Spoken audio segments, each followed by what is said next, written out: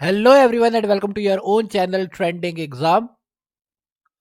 तो आज हम लोग करने वाले हैं हमारे चैप्टर नंबर 9 का पार्ट 3।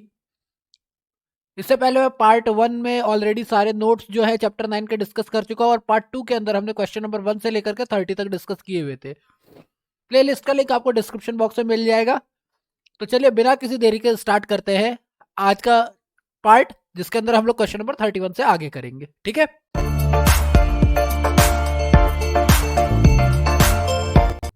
चलिए तो बात करते हैं क्वेश्चन नंबर 31 की। विदेशी मुद्रा जिसमें त्वरित प्रवास की प्रवृत्ति होती है, यानी विदेशी मुद्रा फॉरेन एक्सचेंजेस में क्या होती है, त्वरित प्रवास की प्रवृत्ति होती है, कहलाती है। त्वरित प्रवास बेसिकली मतलब होता है कि अल्पकालीन लाभ कमाने के लिए एक देश से दूसरे देश में विदेशी मुद्रा का प्रवाह, ये होता है त्वरित प्रवास। बोला ये क्या कहलाती है? गर्म मुद्रा कहलाती है, स्वर्ण मुद्रा कहलाती है, सुलभ मुद्रा कहलाती है, दुर्लभ मुद्रा कहलाती है। तो विदेशी मुद्रा जिसमें त्वरित प्रवास होता है उसे हम लोग गर्म मुद्रा कहते हैं। ये हमारा करेक्ट आंसर है। 2015 का क्वेश्चन है। वह विदेशी मुद्रा जिसमें त्वरित प्रवास की प्रवृत्ति होती है गर्म मुद्रा यानी हॉट मनी कहलाती है। निवेशकों द्वारा ब्याज दरों में अंतर और विनिमय दर परिवर्तन से अल्पकालीन, मैंने कहा ना अल्पकालीन, लाभ कमाने की हेतु से इस प्रकार की मुद्रा का प्रवाह एक देश से दूसरे देश में आसानी से किया जाता है। हॉट मनी एक पार्ट से दूसरे पार्ट में, एक देश से दूसरे देश में आराम से भेजी जाती है अल्पकालीन लाभ कमाने के लिए। सेकंड हमारा क्वेश्चन नंबर 32। भारतीय रिजर्व बैंक को डैश करेंसी नोट छापने का अधिकार प्राप्त है। कहां तक के, कौन से रुपए तक का नोट छापने का अधिकार है? तो इसका क्वेश्चन का जो आंसर है वो है 10,000 रुपए तक। 2014 का क्वेश्चन है कि भारतीय स्टेट बैंक के पास ये है कि वो 10,000 रुपए तक का नोट जो है वो छाप सकती है। अभी फिलहाल में हमें पता है हाईएस्ट वो 2,000 तक का छाप रही है। भारतीय रिजर्व बैंक को 10,000 रुपए तक करेंसी नोट छापने का अधिकार प्राप्त है। वर्तमान में भारतीय रिजर्व बैंक 10 रुपए का नोट छापती है, 20 रुपए का नोट छापती है, 50 का छापती है, 100 का छापती है, 500 का छापती है और 2,000 का छापती है। 1 रुपए का नोट वो छापती ही नहीं है और 5 रुपए का उसने बंद कर रखा है छापना। जो मार्केट में पहले से घूम रहे वही घूम रहे, नहीं तो आए नहीं है। और 1 रुपए का जो होता है वो वित्त मंत्रालय छापती है, वो तो आरबीआई छापती ही नहीं है। Question number 33। Reserve bank of India के नोट निर्गमन विभाग को न्यूनतम कितने मूल्य का स्वर्ण स्टॉक हमेशा अपने पास रखना होगा? तो हमने पढ़ा था कि हमारा जो होता है वो मिनिमम रिजर्व जो सिस्टम जो है उसके हिसाब से होता है, जिसमें 200 करोड़ रुपए चाहिए होता है, जिसमें से 115 का गोल्ड होता है और 85 का विदेशी करेंसी होती है। तो अगर आपको वो कॉन्सेप्ट याद है तो डायरेक्ट ही हमें आंसर मिल गया, 115 करोड़ का गोल्ड होना चाहिए। बी हमारा डायरेक्ट क्वेश्चन होगा। नोट निर्गमन के लिए अनुपातिक शेष कोष प्रणाली के स्थान पर वर्ष 1956 में न्यूनतम कोष प्रणाली यानी मिनिमम रिजर्व सिस्टम अपनाई गई थी। उससे पहले अनुपातिक कोष प्रणाली हमारे यहाँ चलती थी। 1956 में हमने मिनिमम रिजर्व सिस्टम कर दिया। इसके हिसाब से 515 करोड़ रुपए तक, जिसमें 115 करोड़ रुपए का स्वर्ण और 400 रुपए करोड़ की विदेशी प्रतिभूति के रूप में तथा छापी जाने वाली पत्र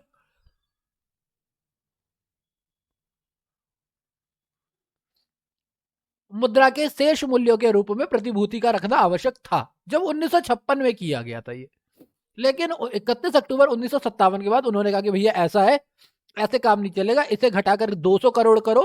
मिनिमम रिजर्व हमारे पास 200 करोड़ का होना चाहिए, जिसमें 115 का क्या होना चाहिए हमारे पास सोना, और 85 करोड़ का क्या होना चाहिए विदेशी प्रतिभूति। पहले 400 करोड़ वाली बात कर रहे थे पर बाद में ये चीज चेंज कर दी गई। Question number 34। भारत में मुद्रा संबंधी नोटों की निर्गमन प्रणाली आधारित है। तो वही पूछा है कि भारत में जो निर्गमन प्रणाली है वो किस तरीके से आधारित है। तो हमने अभी पढ़ा था कि हमारा क्या था, 1956 में चेंज करके कौन सी प्रणाली ला दी गई थी, न्यूनतम कोष प्रणाली। तो यही हमारा करेक्ट आंसर होगा। बहुत ही रिपीटेड क्वेश्चन है, 2004, 7 और 10 तीनों में आया हुआ है, तो रिपीटेड क्वेश्चन है। भारत में जो नोट निर्गमन प्रणाली है वो कौन सी है, न्यूनतम कोष प्रणाली। Question number 35। भारत में सिक्के जारी करने के लिए कौन अधिकृत है? देखो सीधा सीधा क्वेश्चन आ गया। ठीक, तो इसका करेक्ट आंसर 2010 के हिसाब से यहां पर बोला हुआ है ए, कि कौन अधिकृत करता है। ये नहीं बोला कि कौन छापता है, कौन अधिकृत करता है, दोनों में फर्क है। छापता कौन है? छापता वितंत्र कहते हैं रिजर्व बैंक ऑफ इंडिया नहीं, वो अधिकृत करता है। ठीक है, देखो यहां पर हम कर लेते हैं। भारत में सिक्के ढालने का एकमात्र अधिकार भारत सरकार को है, यानी कि इंडियन गवर्नमेंट जो है उसके पास है नोट छापने का, यानी कि नोट को ढालने का। सिक्का निर्माण का दायित्व तो सिक्का निर्माण अधिनियम द कॉइनेज एक्ट 2011 के तहत भारत सरकार का है। विभिन्न मूल्य वर्ग के सिक्कों का अभिकल्प तैयार करने और उनकी ढलाई करने का दायित्व भी भारत सरकार का है, कि डिजाइन भी वही तैयार करेगी और छापेगी भी वही। भारतीय रिजर्व बैंक अधिनियम के अनुसार परिचालन के लिए सिक्के भारतीय रिजर्व बैंक के माध्यम से जारी किए जाते हैं, यानी मार्केट में लाने का अधिकार मार्केट में कौन लाता है? Reserve bank of India. छापने वापने का भारत सरकार के पास है, यानी वित्त मंत्रालय के पास है बेसिकली। ठीक है। भारतवर्ष में सिक्कों की ढलाई कहां होती है? बहुत ही इंपॉर्टेंट क्वेश्चन है 2008 का। तो ये इसका जो करेक्ट आंसर है वो है ये मुंबई, कोलकाता और हैदराबाद, 3 जगहों पर भारत में क्या होती है? ढलाई होती है। भारत में मुंबई, कोलकाता और हैदराबाद में टकसालें यानी सिक्का ढलाई केंद्र पूर्व से ही स्थापित की गई थी। इसके अतिरिक्त 1988 में नोएडा में एक और टकसाल स्थापित की गई है। ठीक है, सिंपल सा है कि अब 4 जगह पे है। कहा? मुंबई, कोलकाता, हैदराबाद और नोएडा। क्वेश्चन नंबर 37, निम्नलिखित में से कौन सा एक कथन वैध मुद्रा यानी लीगल ट्रेडर मनी के अर्थ को सही वर्णित करता है? ओके, यानी कौन सा करेक्ट है? न्यायालय में विविध मामलों के लिए फीस के चुकाने में जो मुद्रा दी जाती है वो लीगल टेंडर मनी है। ओके। वह मुद्रा जो कोई ऋणदाता अपने दावों को निपटाने में स्वीकार करने के लिए बाध्य होता है। ओके। चेक, ड्राफ्ट, विनिमय बिल और आदि के रूपों में बैंक मुद्रा या किसी देश में चलन धातु मुद्रा। ये जो लीगल टेंडर की बात हो रही है ना, जिन बच्चों ने कॉमर्स पढ़ी हुई है, क्योंकि ये कॉमर्स में या फिर आर्ट्स में इको पढ़ी हुई है, उनको बहुत अच्छे से पता होगा कि वह मुद्रा जो कोई ऋणदाता अपने दावों के निपटाने में स्वीकार करने के लिए बाध्य होता है, यानी जिसके रूप से आप कानूनी रूप से बाध्य हो कि ये आपको चुकाने ही पड़ेंगे, वो लीगल टेंडर कहलाती है। न्यायालय वाला नहीं है, ये जबरदस्ती बस लीगल वर्ड आ गया तो इन्होंने न्यायालय डाल दिया ताकि बच्चे कंफ्यूज हो। ठीक है, और कोई लेना देना था नहीं इस पॉइंट का। क्वेश्चन भी कहाँ का आया हुआ है ये देखो ना, IAS का, तो वो तो ऐसे ही काम करते ही है। वैध मुद्रा यानी लीगल टेंडर मनी वह मुद्रा, सिक्के या नोट दोनों होती हैं, जिसे भुगतान हेतु सरकार की मान्यता प्राप्त होती है। जैसे आपने 10 के 20 के या किसी भी नोट पे लिखा होगा, मैं धारक को डैश रुपए अदा करने का वचन देता हूं, अर्थात प्रत्येक व्यक्ति के लिए इसे स्वीकार करना कानूनी रूप से बाध्यकारी होता है। कोई भी ऋणदाता, चाहे सरकार हो अथवा निजी व्यक्ति को अपने ऋणों के पुनर्भुगतान वैध मुद्रा में अनिवार्यता स्वीकार करना होता है। यद्यपि किसी देश में चलन में धातु मुद्रा को वैध मुद्रा माना जा सकता है, तथापि यह वैध मुद्रा की पूरी व्याख्या नहीं करता। यानी कहीं कहीं पे क्या होता है कि जो सिक्के होते हैं उनको लीगल मान लिया जाता है, जो मेटल कॉइन्स होते हैं उनको लीगल मान लिया जाता है, पर यह पूरी व्याख्या नहीं करता, क्योंकि वैध मुद्रा के अंतर्गत धातु और पत्र दोनों मुद्राएं आती है। तो केवल धातु को आप लीगल टेंडर मनी नहीं कह सकते। क्वेश्चन नंबर 38, मुद्रा प्रसार को श्रेष्ठ तरीके से वर्णित किया जा सकता है, यानी मुद्रा को किस तरीके से बताया जा सकता है सबसे तरीके से, क्या मुद्रा प्रसार को किस तरीके से बेहतर बताया जा सकता है। 1996 का क्वेश्चन, काफी पुराना क्वेश्चन है, बार बार रिपीट नहीं हुआ है। ऊंची कीमतें, कीमत निर्देशांक में वृद्धि, मुद्रा के क्रय शक्ति में वृद्धि या विशिष्ट वस्तुओं की कीमतों में वृद्धि। तो मार्केट में मुद्रा ज्यादा आ रही है, ये कैसे पता लगा सकते हो आप? अगर जब चीजों के रेट क्या हो रहे हैं, लगातार बढ़ते जा रहे हैं, ऊंची कीमतें, तो मुद्रास्फीति। मुद्रा प्रसार से तात्पर्य अर्थव्यवस्था में मुद्रा की मात्रा में वृद्धि से, यानी मुद्रास्फीति से है। मुद्रा प्रसार के कारण मुद्रा की क्रय शक्ति गिर जाती है, अर्थात मुद्रा की निश्चित मात्रा से पूर्व की अपेक्षा कम वस्तु और सेवाओं का क्रय किया जा सकता है। इन सब के परिणाम स्वरूप सामान्य कीमत स्तर बढ़ जाता है। ठीक है। क्वेश्चन नंबर 39, मुद्रा के प्रसार के बारे में जो असत्य है उसे चिन्हित कीजिए। ये ध्यान रखना, असत्य है। मुद्रा प्रसार इंगित करता है वस्तु समूहों की कीमतों में वृद्धि बिंदु से बिंदु आधार पर। यह बात तो करेक्ट है। भारत में मुद्रा प्रसार की दर की गणना थोक कीमत सूचकांक के आधार पर की जाती है। हाँ, मुद्रास्फीति के लिए WPI को लिया जाता है, होलसेल प्राइस इंडेक्स बिल्कुल लिया जाता है। मुद्रा प्रसार के माप के लिए कुछ वस्तुओं की खुदरा कीमतों को भी ध्यान में रखा जाता है, बिल्कुल रखा जाता है, खुदरा कीमतों को भी ध्यान में रखा जाता है। मुद्रा प्रसार की दर नीचे जाने का तात्पर्य कीमतों का घटना नहीं है, यह गलत है, गलत है। मुद्रा इस प्रसार का नीचे जाने का मतलब कीमतों का घटना होता है। ठीक है। किसी अर्थव्यवस्था में जब वस्तुओं के मूल्य में वृद्धि होती है, ठीक है, तथा मुद्रा के मूल्य में कमी होती है, तो उस समय मुद्रा प्रसार की स्थिति उत्पन्न होती है, इसलिए डी इनकरेक्ट है। मुद्रा प्रसार की दर के नीचे जाने का तात्पर्य कीमतों का घटना नहीं है। इसमें क्या बोला, मूल्य में वृद्धि तभी होगी जब इसकी दर में वृद्धि होगी, तो जब इसकी दर घटेगी तो मूल्य भी तो घटेंगे ना। क्लियर। क्वेश्चन नंबर 40, भारत में कागजी मुद्रा प्रथम बार कब शुरू की गई? देखो ये तो डायरेक्ट क्वेश्चन है, डायरेक्ट आपको डेट याद रखनी है। अरे मेरा ऑप्शन तो बोले ही नहीं। 1862 में, 1542 में, ओके, 1601 में, या फिर 1880 में। 2011 क्वेश्चन है, ए ऑप्शन आपको मिल गया, यानी 1862 में सबसे पहले भारत में क्या किया गया था, कागजी मुद्रा को जारी किया गया था, यानी नोट वगैरह जारी की गए थे। ठीक है। भारत में कागजी मुद्रा की शुरुआत सर्वप्रथम बैंक ऑफ हिंदुस्तान जो कि 1770 से 1832 तक चला।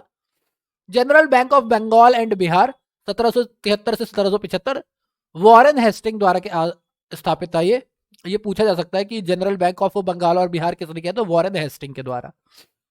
बंगाल बैंक 1784 से 91 के द्वारा की गई। 1861 में पेपर करेंसी एक्ट द्वारा भारत की तत्कालीन ब्रिटिश सरकार ने निजी और प्रेसिडेंसी बैंकों से कागजी मुद्रा के निर्गमन का अधिकार ले लिया। तत्पश्चात भारत सरकार द्वारा सर्वप्रथम कागजी मुद्रा 1862 ईस्वी में जारी की गई थी। ठीक है। क्वेश्चन नंबर 41, अंतरराष्ट्रीय नकदी यानी लिक्विडिटी की समस्या निम्नलिखित में से किसकी अनुपलब्धता से संबंधित है? यानी कौन सी चीज उपलब्ध नहीं होती जिसकी वजह से अंतरराष्ट्रीय लिक्विडिटी की प्रॉब्लम आती है।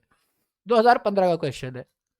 वस्तु और सेवाएं, सोना एवं चांदी, डॉलर एवं अन्य मुद्राएं, या फिर निर्यात योग्य बेशी। तो जब भी अंतरराष्ट्रीय नकदी की बात हो रही है तो ये डॉलर और अन्य दुर्लभ मुद्राएं, जब इनकी कमी आ जाती है ना मार्केट में, तो उस टाइम पे क्या होता है, फ्लो की प्रॉब्लम शुरू हो जाती है, इंटरनेशनल नकदी लिक्विडिटी की प्रॉब्लम आ जाती है। अंतरराष्ट्रीय तरलता एक देश के भुगतान संतुलन के घाटे को ठीक करने के लिए उसके केंद्रीय बैंक द्वारा रखे गए अंतरराष्ट्रीय तौर से स्वीकार्य परिसंपत्ति है। अंतरराष्ट्रीय तौर पर उसने जितनी भी रखी है, चाहे वो डॉलर के रूप में हो, स्वर्ण के रूप में हो, एसडीआर के रूप में हो, जितने भी हो, उन सबके भंडार से है। अंतरराष्ट्रीय तरलता में एक देश के अधिकृत स्वर्ण भंडार विदेशी करेंसियों को एसडीआर यानी स्पेशल ड्रॉइंग राइट्स धारण आईएमएफ से में इसकी निवल स्थिति और अंतरराष्ट्रीय परिसंपत्तियों के निजी धारण सम्मिलित होते हैं। एक ऐसी मुद्रा जो अन्य करेंसी में परिवर्तनीय हो, जिसका दूसरी मुद्राओं के रूप में मूल्य में बढ़ने या स्थिर रहने की प्रत्याशा हो, हार्ड करेंसी कहलाती है।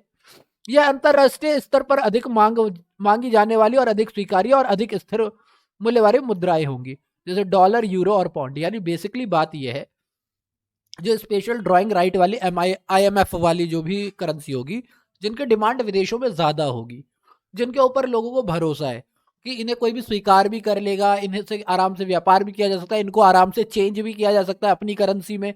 जैसा आज की डेट में डॉलर को लगभग हर देश की करेंसी में चेंज किया जा सकता है, बहुत ही इजीली चेंज किया जा सकता है। तो जब इनकी कमी मार्केट में आती है तो वो क्या कहलाती है, हमारी इंटरनेशनल लिक्विडिटी की प्रॉब्लम। ठीक है। अब एक ऐसा क्वेश्चन जो भारत से पता नहीं कितने सालों से पूछ रहा है, ब्लैक मनी है क्या भैया, काली मुद्रा है क्या, ये चीज क्या है? 2002-2003, क्योंकि इतनी टाइम हमारी सरकारें कह रहे हैं हम भारत में विदेशी मनी को लाएंगे, ब्लैक मनी को लाएंगे, पता ही नहीं है ब्लैक मनी है क्या। यह अवैध मुद्रा है, यह जाली मुद्रा है, यह गंदी एवं खराब मुद्रा है, यह अवैध आय है जिस पर आयकर नहीं दिया गया है। तो सरकार को बस इससे मतलब है, सरकार को आयकर नहीं मिला तो ये अवैध आय है। डी करेक्ट आंसर है, आप लोगों को भी पता ही है, तो मेरे को बताने की जरूरत तो है। ठीक है। काली मुद्रा से तात्पर्य ऐसी मुद्रा से है जिस पर आयकर नहीं दिया गया हो। यह अवैध रूप से उपार्जित ऐसी आय है जिसे प्राय उत्पादक क्षेत्रों में ना लगा करके उच्च उपयोग हेतु प्रयोग किया जाता है। यानी जो उत्पादक है वो पैसा कमाता है, उसके बाद उसे उत्पादन में नहीं लगाता है, अपने उपभोग में लगाता है। काली मुद्रा भारतीय अर्थव्यवस्था के विकास की दृष्टि से एक समस्या है, हमें इतने सालों से पता है।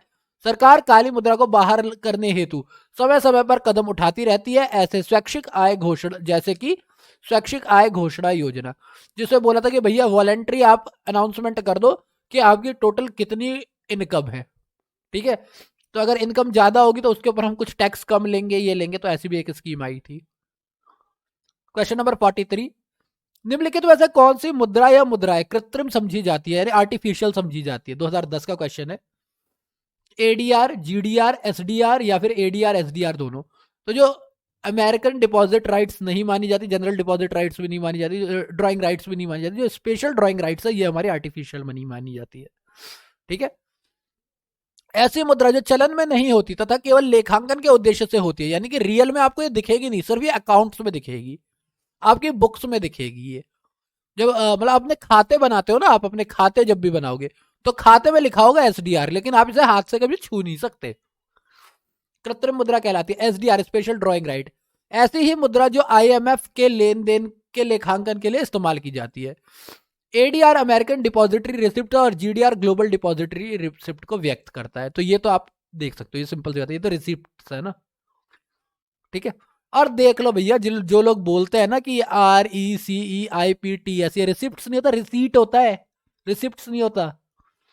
पढ़ लो भैया, पढ़ लो, पढ़ लो क्या लिखा हुआ है, ठीक है। काफी सारे आते हैं बच्चे बोलने के लिए, no it's not receipt, it's receipt. देख लो हिंदी में लिखा हुआ है।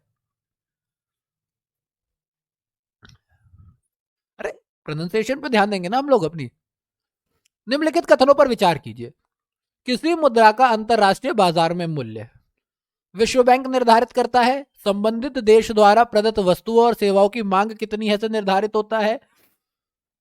संबंधित देश की सरकार की स्थिरता से निर्धारित होता है, या फिर संबंधित देश की आर्थिक संभाव्यता से निर्धारित होता है।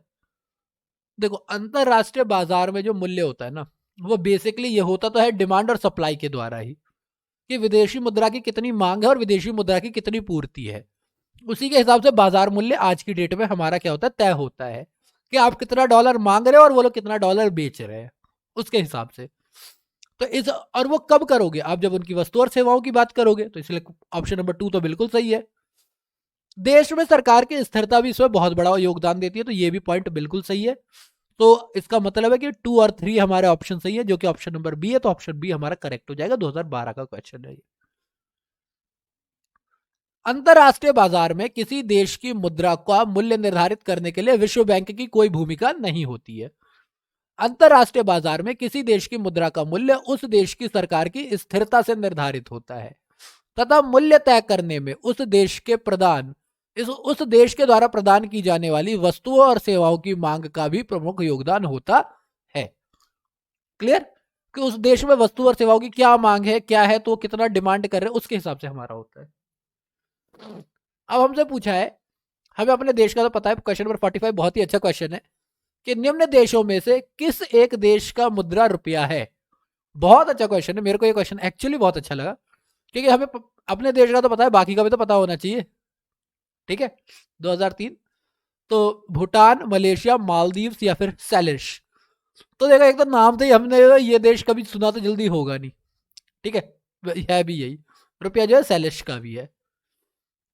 पश्चिमी हिंद महासागर में स्थित सेलिश की मुद्रा रुपया है। भूटान की मुद्रा जो है वो नंगुलट्रम है। मलेशिया की मुद्रा रिंगिट है। देखो थोड़ा सा हो सकता है कि मैं गलत प्रोनाउंसिएट कर रहा हूँ, नगुलट्रम हो या नंगुलट्रम हो, तो मेरे को उतना पता नहीं, हो सकता है गलत प्रोनाउंसिएट कर रहा हूँ, तो वो अपना देख लेना। मलेशिया का रिंगरिट है, रिंगिट, और मालदीव का रुपीका है। रुपया नहीं है, रुपीका है, ठीक है। अब बहुत अच्छा क्वेश्चन है, बांग्लादेश का की मुद्रा क्या है। तो आप लोग जितने भी, अगर आप लोग अपने आसपास के बंगाली भाइयों को जानते हैं तो आप लोगों को पता है, 10 टका, ठीक है, सीधा सीधा आंसर है। बांग्लादेश की मुद्रा टका।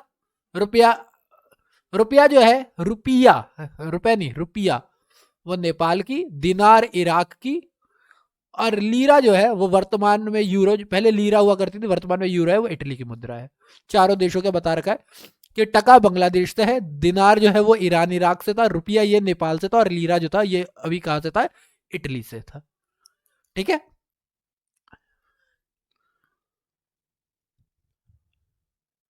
बहुत ही इंपॉर्टेंट चैप्टर है, तभी तो 378 प्रीवियस ईयर का क्वेश्चन है।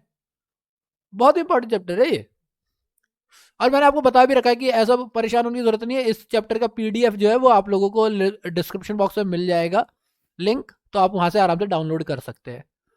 बेहद कहाँ की मुद्रा है, देखो सिर्फ आपको एक, जितने भी हमारे 205 206 देश है, या 195 तो वैसे बोले जाते हैं, सिर्फ उन देशों के नाम, उनकी राजधानियां नहीं याद होनी चाहिए, साथ साथ करेंसी भी याद होनी चाहिए। तो बेहद जो है वो कहाँ की है, तुर्की, थाईलैंड, वियतनाम या ईरान। 1990 का क्वेश्चन है, ये सब पुरानी क्वेश्चन है, उसी टाइम की बात है ही। तो ये एक्चुअली थाईलैंड का है जैसा कि है। तो बेहत थाईलैंड की विधिक मुद्रा है। टर्की में लीरा चलती है। तुर्की की डोंग। वियतनाम की रियाल जो है वो ईरान की मुद्रा है। रियाल जो है वो ईरान की मुद्रा है। डोंग जो है वो वियतनाम की मुद्रा है। बेहत थाईलैंड की मुद्रा है। और टर्की लीरा जो है वो तुर्क की मुद्रा है। ठीक है। अब पूछा है कि चीन की मुद्रा क्या है। बहुत अच्छा क्वेश्चन है। चीन की मुद्रा क्या है, पड़ोसी हमारे पता होना चाहिए, 1990 का ही क्वेश्चन है। तो देखो येन तो जापान का होता है, मुझे ये पता है। लीरा अभी हमने पढ़ा था, टर्की लीरा तुर्की वगैरह का है ना। ठीक है। रुपया तो अपने देश का है, एक ही बच गया युआन। तो चीन का जो है वो युआन है। तुर्की से पहले इधर इटली भी बोला था ना हमने, इटली का भी तो था ये। ठीक है। चीन की मुद्रा युआन, आधिकारिक मुद्रा रेनमिंबी की इकाई है।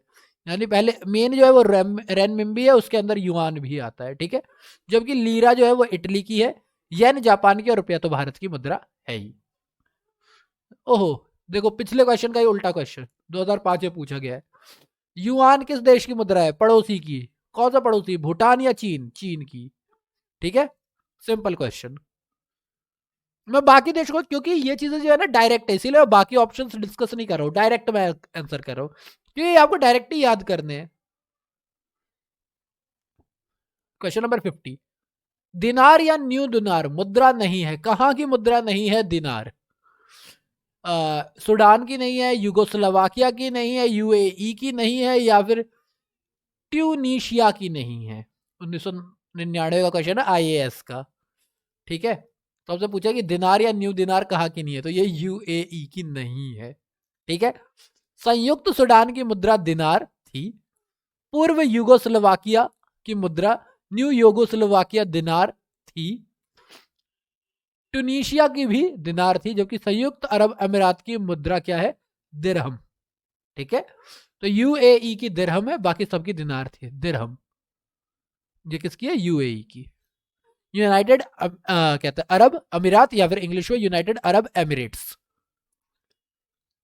Question number 51। ओके। नीचे दी गई सूची को मिलाना है। रिंगरेट, बेहत, रुपया और वान। बेहत तो थाईलैंड की थी। बेहत तो थाईलैंड की थी।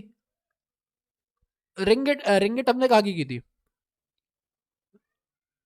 रिंगिट हमने कहा की थी। रिंगिट तो इंडोनेशिया की थी, मेरे इंडोनेशिया की थी नहीं, मलेशिया की थी। रिंगिट हमारी मलेशिया की थी। इधर ही तो पढ़ा था भाई। ये तो था, हाँ मलेशिया, ये रहा ना रिंगिट, हाँ सही है। रिंगिट मलेशिया की थी। मुझे बाकी दोनों का ना इतना आइडिया नहीं है, पर इसका तो आइडिया है। रिंगिट तो मलेशिया की थी। तो अगर बी का 3 है और ए का 4 है, तो 4 और 3, 4 और 3, 4 और 3 बी में ही है, तो करेक्ट ऑप्शन है। चलो ठीक है। तो इसके हिसाब से जो रुपया है वो इंडोनेशिया का है, और जो वान है वो दक्षिण कोरिया का, यानी साउथ कोरिया का है। क्लियर। तो रिंगिट मलेशिया, बेहत थाईलैंड, रुपया इंडोनेशिया, और वान दक्षिण कोरिया। ठीक है। बहुत ही सिंपल सा है। रिंगिट मलेशिया, बेहत थाईलैंड, रुपया इंडोनेशिया, और वान दक्षिण कोरिया। Question number 52। लिस्ट 1 को लिस्ट 2 से मिलाना है। सूचियों के नीचे दिए गए कूट्स में मिलाए। ठीक है। मैक्सिको, ऑस्ट्रेलिया, जापान, सऊदी अरब। अभी हमने पढ़ा था सऊदी अरब के बारे में, पर उससे पहले मुझे जापान का पता था कि जापान का तो येन है। जापान का येन है, मुझे इतना पता है कि जापान का आराम से येन है। क्लियर। ऑस्ट्रिया का तो मुझे पता नहीं, ऑस्ट्रेलिया का मुझे एक्चुअली नहीं पता। पर मैक्सिको का पैसो होता है। 10वीं क्लास में ना एक स्टोरी थी, उसकी वजह से मुझे पता है कि पैसो होता है, मैक्सिको का जो है पैसो है। ठीक है। और हॉलीवुड मूवीज में भी देखा हुआ है, तो पैसो है वहां का, मुझे पता है। तो ए का ब और 3 का अ। ए का ब, और तीनों में ही दे रखा है, और 3 का अ। 3 का अ दो जगह दे रखा है, ये कंफ्यूजन। सऊदी अरब का रियाल टाइप का नहीं लग रहा है। सऊदी अरब रियाल होगा, क्यों शिलिंग थोड़ा वर्ड अजीब नहीं हो जाएगा, ये ऑस्ट्रेलिया का है। अब मिल गया। ठीक है। तो फोर्थ का स, फोर्थ का क्या है, स, फोर्थ का स इसमें डन। ओके, बी हमारा करेक्ट ऑप्शन है। ठीक है। यहाँ पर भी वही दे रखा है। तो मैक्सिको का क्या है? पेसो। ऑस्ट्रिया का शिलांग, जो कि अभी वर्तमान में प्रेजेंट में यूरो चल रहा है। जापान में येन चल रही है और सऊदी अरब का तो रियाल है ही है। क्लियर? क्वेश्चन नंबर 53, निम्नलिखित वजह भारत में विमुद्रीकरण का कौन सा औपचारिक उद्देश्य नहीं था? यानी कि हमारा जो डिमोनेटाइजेशन की गई थी उसका कौन सा औपचारिक उद्देश्य यानी ऑफिशियल ऑब्जेक्टिव नहीं था? और ऑफिशियल हो सकता है, ऑफिशियल नहीं था, फॉर्मल ऑब्जेक्टिव नहीं था। 2017 का क्वेश्चन है। अर्थव्यवस्था में नकदी की मात्रा को कम करना, ये तो था, बिल्कुल था। सह व्यवहार के अंकीय तरीकों का अधिक उपयोग, हाँ ये भी था। कर आधार को बढ़ावा देना, ये भी था। जीडीपी की विकास दर में वृद्धि करना, ना ये नहीं था, बिल्कुल नहीं था। विमुद्रीकरण से तो सबको पता था कि जीडीपी बढ़ेगी नहीं घटेगी, स्टार्टिंग में घटेगी, सबको ही आइडिया था। याद होगा आप लोगों को कि सरकार ने 8 नवंबर 2006 को एक ऐतिहासिक घोषणा के तहत दो उच्चतम मूल्य की कि मेरे देशवासियों कल से देश में 500 और 1000 रुपए के नोट बंद हो जाएंगे, विमुद्रीकरण कर दिया था। एक झटके में ही अर्थव्यवस्था के परिचालन की 86% मुद्रा अवैध घोषित हो गई। यानी हमारे देश की 86% जो है मुद्रा अवैध घोषित हो गई थी। ये नोट 30 दिसंबर 2016 तक बैंकों में जमा कराए जाने थे। इस कदम के 4 मुख्य उद्देश्य थे। पहला, भ्रष्टाचार पे अंकुश। दूसरा, नकली नोटों की छपाई पर लगाम। इस पे तो लगा होगा, लेकिन अगर आप लोगों को उस टाइम की न्यूज़ेस आई हो तो तुरंत ही पकड़ी गई थी, पता नहीं तुरंत उन लोगों ने छापना चालू कर दिया था। आतंकवादियों द्वारा इन उच्च मूल्य नोटों के प्रयोग पर लगाम, हाँ ये तो था ही। और विशेषकर कालाधन संचित करने वालों पर रोक। आप लोगों को याद होगा कि वो कितनी बड़ी बड़ी एटीएम की लाइनें होती थी, बैंकों की लाइनें रहती थी, मुझे बताने की जरूरत तो है नहीं। इनके अतिरिक्त कर आधार को बढ़ावा देना, सव्यवहार के अंकीय यानी डिजिटल तरीकों का अधिक उपाय, और अर्थव्यवस्था में नकदी की मात्रा को कम करना, ये तो उद्देश्य थे ही थे। 4 मेन उद्देश्य थे, कालाधन, आतंकवादी, नकली नोट, ठीक है, और मेन नकदी को कम करना, ये सब ये मेन थे। नेक्स्ट क्वेश्चन है हमारा, मुद्रास्फीति के कारण क्या है? मुद्रास्फीति के कारण क्या होता है, इनमें से क्या होता है? 2013 का क्वेश्चन है। वस्तुओं का मूल्य बढ़ता है, बिल्कुल बढ़ता है। मुद्रा का मूल्य गिरता है, बिल्कुल गिरता है। जब प्राइस की वैल्यू गिरेगी तभी तो वस्तुओं के रेट बढ़ेंगे। जब आपकी करेंसी है उसके रेट गिरेंगे तभी तो आप करोगे। विनिमय दर में सुधार होता है, हाँ हो ही जाता है। नहीं नहीं होता, विनिमय दर में काय को सुधार होगा? नहीं होगा, विनिमय दर में सुधार नहीं होता। तो सी ऑप्शन तो है नहीं, तो ई हो ही नहीं सकता। ये वाला है, ए और बी वाला, डी होगा, ठीक है। मूल्य स्तर में लगातार तेज संचयी तथा स्थायी वृद्धि मुद्रास्फीति कहलाती है। इस अवस्था में वस्तुओं को का मूल्य तेजी से बढ़ता, मांग से अधिक होने के कारण, और मुद्रा का मूल्य गिरता, क्रय शक्ति के कम होने के कारण होता है। अन्य देशों की तुलना में स्वदेश में कीमतों की अधिक तेजी के बढ़ने के कारण यह विदेशी करेंसियों की अपेक्षा रुपए को कमजोर कर देती, अतः विनिमय दर में सुधार नहीं होता है। क्लियर? सिंपल सी भाषा में ये वाली बात हो गई कि मान लो कि आपके देश में मुद्रा रुपए की डिमांड इतनी है, ये सप्लाई है। क्लियर? आपने इतना कर लिया। क्लियर? अब क्या हो गया कि आपने क्या किया, आपके देश में मुद्रा की डिमांड जो है वो घट गई।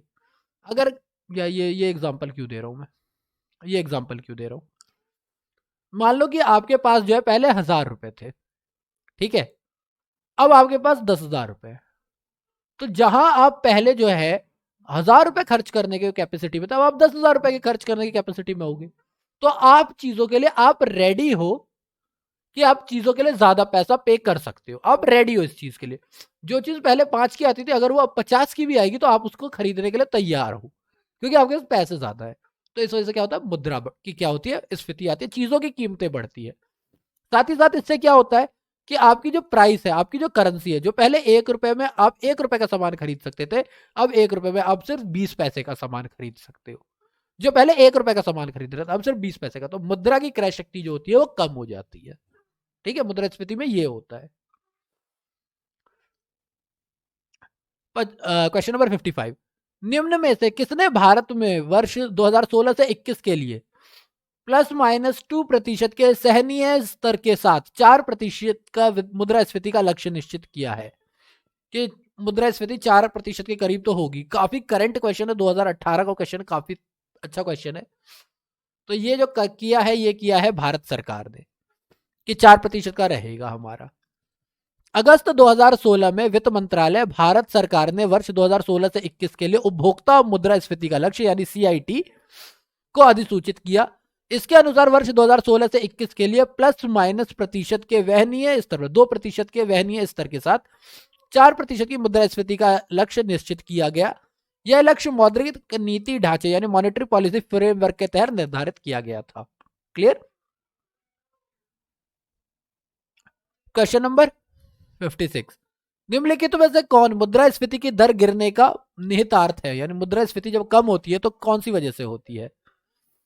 कीमत गिरने के कारण, कीमतें पहले की तुलना में अधिक धीमे से बढ़ रही हैं, खाद्य पूर्ति बढ़ गई है, औद्योगिक विकास गतिहीन हो गई। पहले बात समझो, आप कोई भी डिसीजन लेने से पहले बात समझो।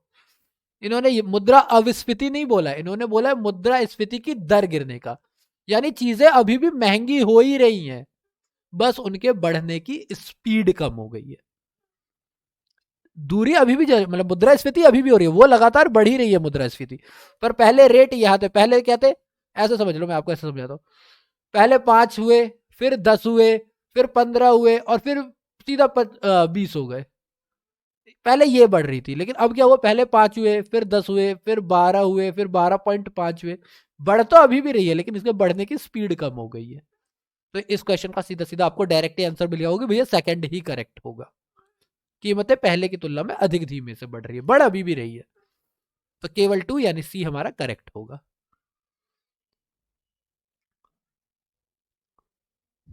मुद्रास्फीति की दर गिरने का अर्थ है पिछले वर्ष की समान अवधि की तुलना में कीमतों के बढ़ने की दर में कमी आ गई है, जबकि मुद्रास्फीति ऋणात्मक होने का अर्थ है कि पिछले वर्ष की समान अवधि की तुलना में कीमतें कम हो गई हैं। दिए गए प्रश्नों में विकल्प सी जो है वो सही माना जाएगा। खाद्य आपूर्ति बढ़ने से का प्रभाव मूल्यों पर पड़ता है, लेकिन यह आवश्यक नहीं है कि इससे मुद्रास्फीति कम होगी, क्योंकि खाद्य के अतिरिक्त अन्य कारक भी मुद्रास्फीति को प्रभावित करेंगे। कि सिर्फ मार्केट में खाना आने से नहीं हो जाएगा ना काम, और भी चीजें जो असर डालेंगी। क्वेश्चन नंबर 57, निम्न में से कौन मुद्रास्फीति का सर्वाधिक लाभ पाता है, यानी कि अगर महंगाई होती है तो उसका सबसे बड़ा फायदा किसको होता है। 1995 का क्वेश्चन है। देखो, अगर सबसे ज्यादा फायदे की बात करूं तो वो बात होती है ऋणी की, साहूकार, बजट खाते, राजकीय पेंशनर, पेंशनर की तो हालत खराब हो जाती है, हमने पहले पढ़ा। ऋणी लोगों को सबसे ज्यादा फायदा होता है। ये लिस्ट हमने नोट्स के अंदर भी पढ़ी थी, दोबारा एक बार डिस्कस कर लेते हैं। मुद्रास्फीति के कारण मुद्रा के मूल्य और मुद्रा की क्रय की शक्ति पूर्व की अपेक्षा कम हो जाती है। ऐसी अवस्था में ऋणी वर्ग के लिए लाभदायक तथा ऋणदाता वर्ग के लिए हानिकारक होता है। जिसने लोन दिया भैया उसके लिए दिक्कत हो जाएगी, जिसको लोन मिला है उसके लिए तो ठीक है। तो ऋणी लोग हो गए, उत्पादक लोग हो गए, व्यापारी लोग हो गए, कृषक हो गए, विनियोजक हो गए, परिवर्तनशील यानी जिनका आय फ्लक्चुएट करती रहती है, उनके लिए लाभ है। लेकिन जो उपभोक्ता है, जो ऋणदाता है, जो साहूकार है, जो स्थिर आय समूह है, जो पेंशनधारी वर्ग है, जो डिवेंचर के रूप में संपत्ति धारक करते हैं, जो बचत खाते वाले हैं, उनके लिए क्या है, हानि है। सार्वजनिक व्यय, आयात, रोजगार, करारोपण, इनमें वृद्धि होती है, इनके लिए फायदा है। और सार्वजनिक बचत और निर्यात में क्या होती है, कमी आती है। ठीक है, फिर से अगेन हमारा वही क्वेश्चन है, दोबारा से एक बार पूछा गया है कि मुद्रास्फीति अर्थव्यवस्था में निम्नलिखित वर्ग हेतु लाभकारी है, यानी किसके लिए जो मुद्रास्फीति है सबसे ज्यादा फायदेमंद होती है। हमने अभी बोला ऋणी वर्ग के लिए। ऋणी वर्ग यानी कि जिसने आपसे पैसे लिए हुए और वो आपको पैसे वापस करेगा, यानी ऐसा इंसान जिससे आपको पैसे लेने हैं, यानी आपका लेनदार। इस वर्ग के लिए क्या होगा, अच्छा होगा। मुद्रास्फीति का अर्थ बाजार में वस्तुओं तथा सेवाओं की कीमतों में सतत वृद्धि से होता है। मुद्रास्फीति मुद्रा की शक्ति को कमजोर हो जाती है, अतः उपभोक्ता, देनदार व बॉन्ड एवं प्रतिभूतियों में निवेशक वर्ग को नुकसान उठाना पड़ता है, जबकि लेनदार के लिए मुद्रास्फीति क्या होती है, लाभकारी होती है। ठीक है, जो लोन लेते हैं उनके लिए मुद्रास्फीति जो है बहुत फायदेमंद होती है। क्वेश्चन नंबर 59, निम्नलिखित कथनों पर विचार कीजिए, कर लेते हैं। मुद्रास्फीति ऋणियों को लाभ पहुंचाती है, सही बात है, ये बात तो बिल्कुल सही है। मुद्रास्फीति बॉन्ड धारकों को लाभ पहुंचाती है, बिल्कुल गलत है। लॉ बॉन्ड धारकों को तो पहुंचा ही नहीं सकती लाभ, अभी तो हमने पढ़ा था। बॉन्ड वालों को तो पहुंचा ही नहीं सकती, डिवेंचर वालों को तो पहुंचा ही नहीं सकती। ठीक है, तो केवल एक ही सही होगा। मुद्रास्फीति ऋणी वर्गों को लाभ तथा बॉन्ड धारकों को हानि पहुंचाती है। मुद्रास्फीति के कारण मुद्रा की क्रय शक्ति कम हो जाती है, जो मैंने अभी बताया, ठीक है, जिसके कारण ऋणी वर्ग को लाभ पहुंचता है क्योंकि उन्हें कम क्रय शक्ति वाली मुद्रा ऋण अदायगी के रूप में देनी पड़ेगी। इसके विपरीत बॉन्ड धारकों के लिए मुद्रास्फीति नुकसानदेह होती है। अगर अब भी आप लोगों को यह समझ नहीं आ रहा कि मुद्रा की क्रय शक्ति में कमी आ जाती है, तो मान लो कि पहले कोई चीज 50 ग्राम थी, 5 रुपए की मिल रही थी, 5 रुपए की 50 ग्राम, यानी 1 रुपए में कितनी मिल रही थी, 10 ग्राम। अब वही चीज 10 रुपए की 50 ग्राम मिल रही है, तो यानी कि 1 रुपए का रेट क्या हो गया, 0.5 ग्राम। क्लियर? ये 0.5 ग्राम गलत कह रहा हूं, 5 ग्राम, सॉरी। पहले जो 10 ग्राम मिल रही थी, अब वो कितनी मिल रही है, 5 ग्राम, यानी 1 रुपए में हमारी क्रय शक्ति क्या होगी, कम होगी। अब हम कम सामान खरीद रहे हैं, तो मुद्रा की क्रय शक्ति का कम होना, यही मतलब है इसका। क्वेश्चन नंबर 60, मुद्रास्फीति की शून्य दर उस वर्ष में अवश्य मानी जाती है जब, यानी मुद्रास्फीति सब शून्य कब होती है, वर्ष के प्रत्येक सप्ताह में मुद्रास्फीति की वार्षिक दर शून्य रहे, वर्ष के प्रत्येक सप्ताह में मुद्रास्फीति की वार्षिक दर घटती जाए, वर्ष में मुद्रास्फीति की वार्षिक दर घटे भी और बढ़े भी, या वर्ष के प्रत्येक सप्ताह में मुद्रास्फीति की वार्षिक दर स्थिर रहे। 1993 का क्वेश्चन है, दोबारा रिपीट तो नहीं किया गया, लेकिन काफी अच्छा क्वेश्चन है कि कौन से साल मुद्रास्फीति शून्य मानी जाएगी, अगर हर मतलब एक साल के 12 महीने के हर जो पहला हफ्ता होगा, वर्ष के प्रत्येक सप्ताह में मुद्रास्फीति की वार्षिक दर शून्य बनी रहे, यानी कि 52 हफ्ते होते हैं, अगर 52 के 52 हफ्ते में 0% ही मुद्रा बढ़ रही है, मुद्रास्फीति हो रही है, तो शून्य मानी जाएगी। जब पूरे साल महंगाई बढ़ी ही नहीं, तो शून्य ही तो मानोगे। ठीक है, जरा देखो, किसी वर्ष में, किसी माह में, किसी विशेष सप्ताह में 5% मुद्रास्फीति है, तो इसका तात्पर्य है कि उस वर्ष से पिछले वर्ष में, उसी माह में, उसी सप्ताह में विशेष सप्ताह विशेष की अपेक्षा वस्तु और समूह की भारित कीमतों में 5% की वृद्धि हुई है। अर्थात मुद्रास्फीति का मापन सप्ताह दर सप्ताह के आधार पर किया जाता है। स्पष्ट है, किसी वर्ष की मुद्रास्फीति की दर शून्य होने के लिए आवश्यक है कि वर्ष के प्रत्येक सप्ताह में मुद्रास्फीति की दर शून्य हो। जैसे कि 2019 और 2020 की अगर हम बात करें, तो 2019 में पहले से लेकर के 52 हफ्ते तक जो रेट चल रहा था, जैसे 5 रुपए है और 5 रुपए है, तो इस साल भी पहले से लेकर के यहां तक रेट वही चल रहा हो, तो कोई चेंज ना आए अगर पूरे साल, तो 2020 के लिए मुद्रास्फीति 0% बोली जाएगी। लेकिन अगर बोला गया कि 2019 में अगस्त के 3rd वीक में किसी चीज के रेट 5 रुपए थे, लेकिन 2020 में अगस्त के 3rd वीक में उस चीज के रेट 10 रुपए है, तो मुद्रास्फीति बढ़ गई है इस हफ्ते के लिए, तो साल में भी इसका असर दिखेगा। ठीक है,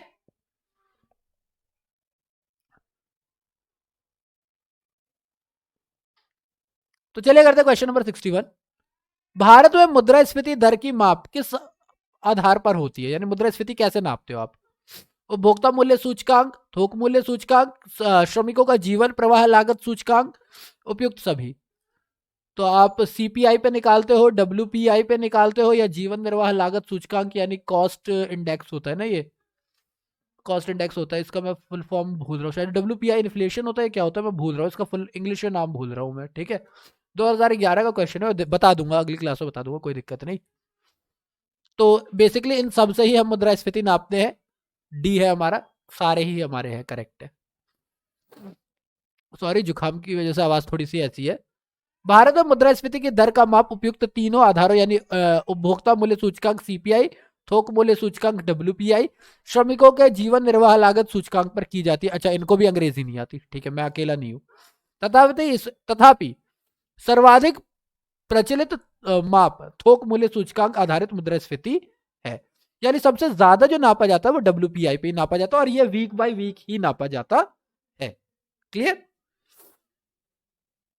क्वेश्चन नंबर 62 की बात करते हैं। निम्नलिखित में से कौन सा भारत में मुद्रास्फीति के प्राकलन की सबसे प्रचलित माप है, यानी कि भारत में अगर मुद्रास्फीति को पहचानना है तो सबसे अच्छा क्या होगा? हमने अभी पढ़ा था कि डब्ल्यूपीआई सबसे ज्यादा होता है, होलसेल प्राइस इंडेक्स, यानी थोक मूल्य सूचकांक। डायरेक्ट क्वेश्चन है, भारत में अगर बोला जाए कि मुद्रास्फीति को नापने के लिए सबसे अच्छा कौन सा है, थोक मूल्य सूचकांक। बहुत ही ज्यादा रिपीटिव क्वेश्चन है, देख सकते हो। और यहाँ से तो 4 के पहाड़े में ही आ रहा है, हालांकि 12 के बाद आया नहीं है। भारत में मुद्रास्फीति के प्राकलन की सबसे प्रचलित माप थोक मूल्य सूचकांक है।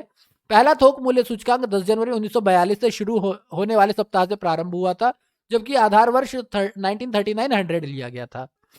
वर्तमान में थोक मूल्य सूचकांक का आधार वर्ष 2011-12, 2017 से पहले ये 2004-5 था। यानी अभी हमारा आधार वर्ष क्या है? 2011-12, 2011 और 12 ये हमारा आधार वर्ष है, ठीक है, फिलहाल के लिए। 2017 से पहले ये क्या था? 2004-5 था। अगेन बोला गया है, वही क्वेश्चन है। एक तो ये है ना कि भारत में मुद्रास्फीति को मापा जाता है किस तरीके से, तो हमने अभी पढ़ा है कि भारत में मुद्रास्फीति को नापने का सबसे अच्छा तरीका है थोक मूल्य सूचकांक यानी होलसेल प्राइस इंडेक्स। 2013 का क्वेश्चन है। शहरी हाथ से काम ना करने वाले कर्मियों को तो उपभोक्ता मूल्य सूचकांक नहीं, राष्ट्रीय आय अपस्फीतिक नहीं, नेशनल इनकम डिफ्लेशन भी नहीं, खेतीहर श्रमिकों के लिए उपभोक्ता मूल्य सूचकांक नहीं। किसी एक के लिए सीपीआई जो होगी ना वो कभी भी पूरे देश की होलसेल इंडेक्स को नहीं बताएगी। ये शहरी हाथ के लिए या खेतीहर के लिए तो ये कभी हो ही नहीं सकता। मुद्रास्फीति एक गणितीय युक्ति है, यानी है तो ये मैथमेटिकली ना, आप बस नापते हो ना इससे कि कितनी महंगाई बढ़ी है, जिससे बाजार में मुद्रा के फैलाव एवं वस्तुओं की कीमतों में वृद्धि को मापा जाता है। भारत में मुद्रास्फीति की दर के मापन हेतु मुख्यतः थोक मूल्य सूचकांक में हुए परिवर्तनों का प्रयोग किया जाता है कि भैया थोक मूल्य सूचकांक क्या है क्या नहीं है। क्लियर? चलिए करते क्वेश्चन नंबर 64। भारत में पिछले 3 वर्षों में मुद्रास्फीति की दर में गिरावट आई है। ओके, इन वर्षों की में देश में बड़ी मात्रा में विदेशी पूंजी प्राप्त हुई है। देखो ये बात तो सही कि भारत में पिछले 3 वर्षों में, क्योंकि ये क्वेश्चन कब का है? 1998 का, उस टाइम के हिसाब से बात कर रहा हूं, ठीक है। तो उस टाइम पे ये बात सही थी कि पिछले 3 सालों में यानी कि 1995 से लेकर के 1998 तक मुद्रास्फीति की दर में कमी आई थी, ये बात करेक्ट थी। लेकिन इससे विदेशी पूंजी बहुत ज्यादा प्राप्त हुई थी, ये बात बिल्कुल गलत है, ठीक है। तो ए सही है, सी गलत है, ये हमारा आर गलत है, ये हमारा करेक्ट आंसर होगा, ठीक है। 52 हफ्तों के औसत आधार पर मुद्रास्फीति वर्ष 1994-95 में 10.9 से घट करके 97-98 में 4.8 की हो गई। अतः कथन ए सत्य है। पुनः विदेशी निवेश जो है 1994-95 में 4,807 मिलियन डॉलर से बढ़ करके 97-98 में 5,353 मिलियन डॉलर हो गया। स्पष्ट है कि इस अवधि में विदेशी पूंजी में नाम मात्र की ही वृद्धि हुई है। 3 साल में कोई ज्यादा नहीं बढ़ा है, ये 500 मिलियन डॉलर के करीब बढ़ा है। अतः यह कारण सत्य नहीं है। क्लियर? इसलिए सी ऑप्शन था। क्वेश्चन ये 1998 का है, ये आपको मैं बता दूं अभी के हिसाब से तो नहीं ही हो रही है बात। Question number 65। 1991 के कैलेंडर के दौरान भारत में मुद्रास्फीति की वार्षिक दर थोक मूल्य सूचकांक के मासिक औसत के आधार पर थी। क्या थी? 1992 का क्वेश्चन है, करंट क्वेश्चन है, आपको अभी करंट के बारे में ही जानना है, आपको ये पुराना इतना डेटा याद रखना नहीं है, पर फिर भी हम लोग कर लेते हैं क्योंकि ऐसे क्वेश्चन करंट ईयर के ही आते हैं। देख लो 1992 का क्वेश्चन है, 1991 के बारे में पूछा है, तो उस टाइम के हिसाब से जो करेक्ट है वो 12.7 है, 12.7 था। वर्ष 1991 में कैलेंडर के दौरान भारत में मुद्रास्फीति की वार्षिक दर थोक मूल्य सूचकांक के मासिक औसत के स्तर पर आधार पर 12.7% थी। आर्थिक समीक्षा 2020-21 के अनुसार 2020-21 अप्रैल दिसंबर 2020 में औसत डब्ल्यूपीआई और सीपीआई कितनी है? -0.1% तथा 6.6%। डब्ल्यूपीआई है 0.1% माइनस का, और ये 6.6%। जबकि 2019-20 के लिए ये दोनों थी 1.7%। आई नो क्लियर दिख नहीं रहा है यहाँ पर, तो 1.7% और सीपीआई थी 4.8%। क्लियर? तो करंट आपको ये 4 ही याद रख दे कि डब्ल्यूपीआई 2020-21 के लिए -0.1 है, सीपीआई 6.6 है, जो कि 2019-20 में डब्ल्यूपीआई 1.7 था और ये 4.8 था। Question number 66। निम्नलिखित में से कौन सा कथन अविस्फीति का उपयुक्त वर्णन करता है? अभी तक हम लोग मुद्रास्फीति के बारे में पढ़ रहे थे, अब मुद्रा अविस्फीति की बात कर रहे हैं। 2010 का क्वेश्चन है। यह दूसरी मुद्राओं की तुलना में मुद्रा के मान में अचानक आई गिरावट है। यह अर्थव्यवस्था के वित्तीय तथा वास्तविक क्षेत्रों में आई सतत मंदी है। यह माल और सेवाओं के सामान्य कीमत स्तर में आई सतत गिरावट है। ये मुद्रास्फीति की दर से एक निश्चित समय अवधि के लिए आई गिरावट है। तो जब भी हम मुद्रा अविस्फीति की बात करते हैं तो इनकी चीजें सामान्य कीमत स्तर से होती है। अगर सामान्य कीमत स्तर लगातार बढ़ता जाता है तो वो मुद्रा स्फीति को दिखाती है, और सामान्य कीमत स्तर अगर लगातार सतत घटता जाता है तो वो मुद्रा अविस्फीति कहलाती है। माल और सेवाओं, क्योंकि WPI से तो नापेंगे इसे भी, ठीक है। डिसइंफ्लेशन, अविस्फीति माल तथा सेवाओं के सामान्य कीमत स्तर में आई सतत गिरावट से है, ठीक है। सी हमारा करेक्ट ऑप्शन है, ये बोलना भूल गया था। यह मुद्रास्फीति की दर की में गिरावट नहीं है। मुद्रास्फीति की दर में जब गिरावट होती है यानी कीमतें अभी भी बढ़ रही है, बस कम स्पीड से बढ़ रही है। अविस्फीति का मतलब रेट घटने चालू हो गए, जो डिसइंफ्लेशन के रूप में जानी जाती है। क्वेश्चन नंबर 67, स्फीति दर में होने वाली तीव्र वृद्धि का आरोप्य कभी कभी आधार प्रभाव बेस इफेक्ट पर लगाया जाता है। यह आधार प्रभाव क्या है? बेस इफेक्ट का मतलब क्या है? यह फसलों के खराब होने से आपूर्ति में उत्पन्न उग्र अभाव का प्रभाव है? नहीं, ये नहीं है। यह तीव्र आर्थिक विकास के कारण तेजी से बढ़ रही मांग का प्रभाव है? नहीं, बेस इफेक्ट इसे भी नहीं कहते। यह विगत वर्ष की कीमतों पर स्फीति दर की गणना पर आया प्रभाव है। करेक्ट। 2020 के लिए अगर आप निकाल रहे हो तो 2019 के जो दर थी, 2019 की जो कीमतों की दर थी उसमें जो आया है इसको बेस इफेक्ट कहते हैं। इसके हिसाब से जो चेंज आया है उसको बेस इफेक्ट कहते हैं, ठीक है। ये सही है, डी भी हमारा गलत हो जाएगा, ठीक है। पहले के आंकड़ों का वर्तमान आंकड़ों की गणना पर पड़ने वाला प्रभाव आधार प्रभाव कहलाता है। स्फीति दर में वृद्धि संदर्भ में विगत वर्ष की कीमतों का वर्तमान स्फीति दर की गणना पर आया प्रभाव ही आधार प्रभाव कहलाता है। दूसरे शब्दों में यदि गत वर्ष स्फीति अत्यंत न्यूनतम स्तर पर हो तो इस वर्ष मूल्य सूचकांक में थोड़ी सी वृद्धि भी स्फीतिक दर को गत वर्ष की तुलना में काफी बढ़ा दिखाएगी। क्लियर? यानी पिछले साल क्या है, पिछले साल हल्का सा चेंज आया, बहुत ही हल्का सा चेंज आया, लेकिन इस साल थोड़ा सा चेंज आ गया। पिछले साल मान लो 0.1 का चेंज आया और इस साल जो है वो 5% का चेंज आया। तो ये देख रहे हो कितना तगड़ा ज्यादा हो गया, ये 5% बहुत ज्यादा बोल दिया। इस साल 1.1 का परसेंट आया, तो अगर इसके हिसाब से मैं देखूं तो मोर देन 100% का आया है, मोर देन 100% की ग्रोथ हुई है एक साल के अंदर। तो ये होता है base effect. Clear? Question number 68, निम्नलिखित में से किस एक को अपने प्रभाव में सर्वाधिक स्फीतिकारी होने की संभावना है? यानी अपने प्रभाव में सबसे ज्यादा कौन देता है, सबसे ज्यादा कौन महंगा होता है? लोन, ऋण की चुकौती, ओके, चुकाना बेसिकली। बजट घाटे के वित्तीयन के लिए जनता से ऋणादान, बजट घाटे के वित्तीयन के लिए बैंकों से ऋणादान, या बजट घाटे के वित्तीयन के लिए नई मुद्रा का सृजन। तो निम्नलिखित में से किसी एक का अपने प्रभाव में सर्वाधिक स्फीतिकारी होने का प्रभाव, यानी सबसे ज्यादा रेट किसी के बढ़ने के अगर है चांसेस तो नई मुद्रा के सृजन से। 2013 का क्वेश्चन है, ठीक है। बजटीय घाटे में, यानी जब भी आपके देश में बजटीय घाटा हो रहा है तो उसकी पूर्ति हेतु नई मुद्रा छाप देना सबसे ज्यादा स्फीतिकारी होगा, यानी इसी वजह से सबसे ज्यादा महंगाई होगी, क्योंकि आप घाटे को कम नहीं कर रहे हो, आप मार्केट में ज्यादा से ज्यादा पैसे डाले जा रहे हो। तो लोगों के पास क्या होगा? बाजार में मुद्रा की पूर्ति होगी, बाजार में तरलता होगी और लोगों की मौद्रिक आय बढ़ेगी। अब मार्केट में पैसा तो लोगों की इनकम बढ़ेगी, इनकम बढ़ेगी तो उनकी डिमांड भी बढ़ेगी और जिससे चीजों की कीमतें क्या होंगी, वो भी बढ़ेंगी। क्लियर है? क्वेश्चन नंबर 69, हाल के वर्षों में भारतीय अर्थव्यवस्था में मुद्रास्फीति की द्विअंकी दर को नियंत्रित करने में निम्नलिखित में से कौन सा सरकारी कदम आपेक्षिक रूप से प्रभावित सिद्ध हुआ है?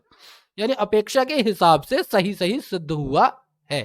मुद्रास्फीति की द्विअंकी दर को नियंत्रित करने के लिए, द्विअंकी का मतलब 9% से ऊपर थी, 10, 11, 12 ऐसी थी। द्विअंकी का मतलब ये है और कुछ नहीं है। क्लियर? 1994 का क्वेश्चन है ये। ऑप्शन दे रखा है, सभी उपभोक्ता वस्तुओं के उत्पादन में बढ़ी हुई गति, लोक वितरण प्रणाली की अधिक सरल और कारगर बनाना, निर्यातोन्मुख रणनीति का पालन, या फिर बजट घाटे और अनुपादक व्यय को नियंत्रण में रखना। तो द्विअंकी घाटे को करने के लिए सबसे अच्छा जो सरकारी कदम हुआ है वो यही हुआ है कि आप बजट घाटे को और अनुपादक व्यय को कंट्रोल में करें, बजट घाटे को कंट्रोल करें, ये सबसे अच्छा इफेक्ट रहा है।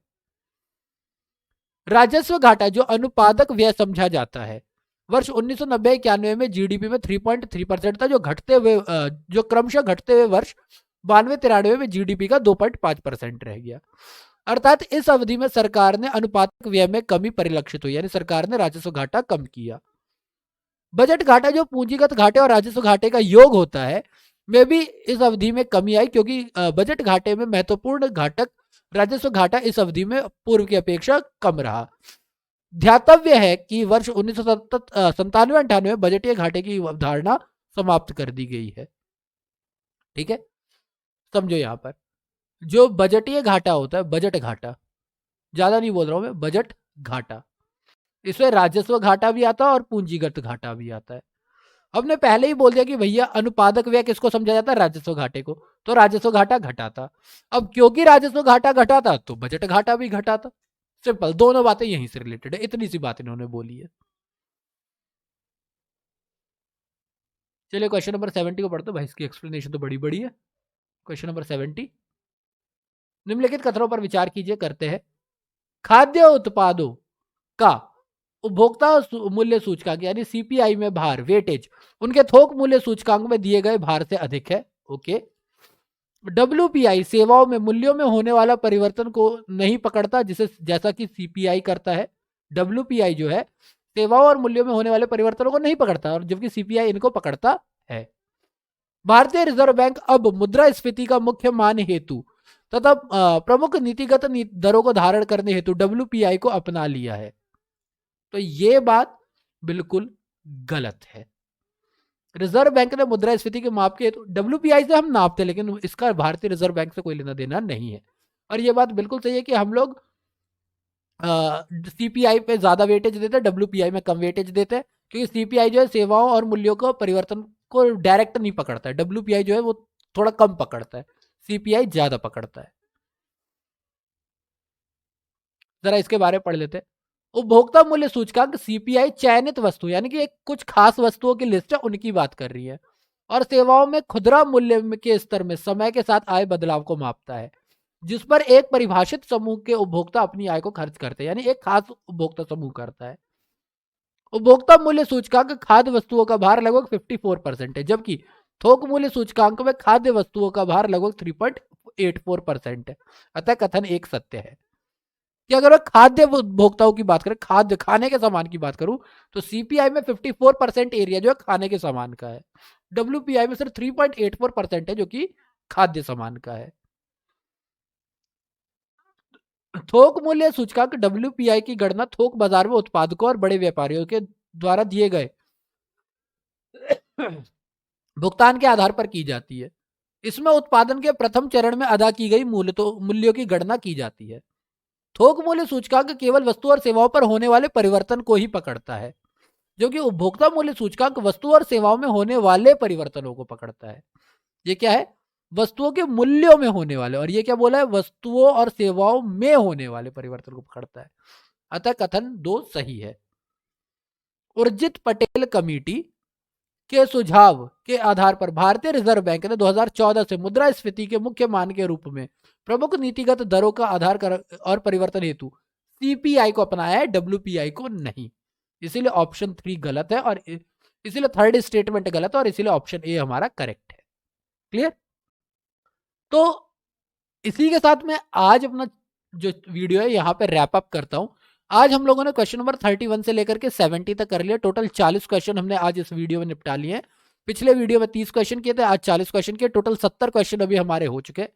70 पे तो 70 क्वेश्चन हमारे हो चुके हैं। 378 क्वेश्चन है। 1 घंटे की लंबी वीडियो हो चुकी है, इसलिए मैं नहीं चाहता कि एक साथ ही ज्यादा भी हो जाए। बाकी का हम लोग और वीडियोज में करते रहेंगे। ठीक है, तो अगर आपको वीडियो अच्छी लगी हो तो प्लीज वीडियो को लाइक करें। अगर चैनल को सब्सक्राइब नहीं किया तो अब चैनल को सब्सक्राइब कर दो। अब किस चीज़ का वेट कर रहे हो, चैनल को सब्सक्राइब करो। अगर आपको वीडियो अच्छी लगती है तो अपने फ्रेंड्स के साथ भी इसको शेयर करें। मेरे लिए कोई एडवाइस है, मेरे लिए कोई सजेशन है तो प्लीज़ कमेंट बॉक्स में बताएं। अगर आपकी कोई रिक्वेस्ट है, आपकी कोई डिमांड है तो वो भी कमेंट बॉक्स में बताएं, ताकि मैं अपने वीडियोज़ को और इंटरेक्टिव बना सकूँ। इस पीडीएफ का लिंक आपको डिस्क्रिप्शन बॉक्स में मिल जाएगा, और अभी तक हमारे जितने भी प्रीवियस वीडियोज़ है उसकी प्लेलिस्ट का लिंक भी आपको डिस्क्रिप्शन बॉक्स में मिल जाएगा। बाकी stay tune, be healthy. Festive season आ रहा है, फेस्टिवल भी मनाइए, मिठाइयाँ भी खाइए, हेल्थ का भी ध्यान रखिए, पढ़ाई भी कीजिए, and thank you for your time.